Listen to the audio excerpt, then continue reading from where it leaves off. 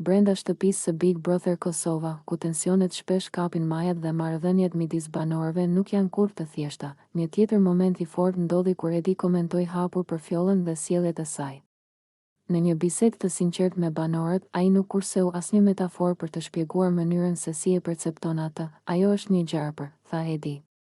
Si kur i largohesh gjarpërve me i lëshuar rrugën, ashtu duhet t'i lëshosh dhe Fjollës rrugën, të ikë se e gjen diku tjetër. Fjalët e tij nuk ishin thjesht akuza personale, por një reflektim mbi dinamikat e tensionuara që Fjolla krijonte brenda shtëpisë.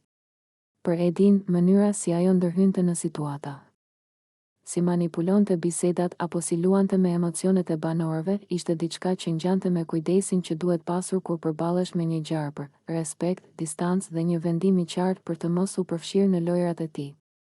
Ai shtoi se shpesh është më mirë t'i lëshosh rrugën njerëzve si Fjolla, sesa të përplasesh me ta pa nevojë.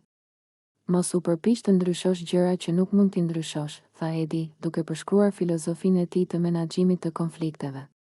Për të, Fjolla nuk ishte armike personale, por një pjesë e lojës që kërkonte respekt dhe hapësirë. Banorët e tjerë dëgjuan me vëmendje. Disa tundnin kokën në shenjë miratimi. Të tjerë ishin të tronditur nga krahasimi i ashpër me gjarprin, por të gjithë e kuptuan mesazhin. Në këtë shtëpi, çdo sjellje, çdo fjalë dhe çdo lëvizje ka rëndësi, dhe disa persona duhet trajtuar me kujdes ose thjesht t'u jepet hapësirë. Ky moment tregoi edhe një herë se Big Brother Kosova nuk është thjesht një lojë strategjie apo një garë për qëndrim, por edhe një provë e pjekurisë emocionale. Banorët duhet të mësojnë të dallojnë kur të luftojnë dhe kur të lëshojnë, kur të përplasen dhe kur të pranojnë një situatë pa tensione të panevojshme. Fjala e Edin për Fjollën nuk ishte një sulm i drejtë për drejtë, por një mënyrë për të dhënë një mesazh të qartë: në lojë, si në jetë,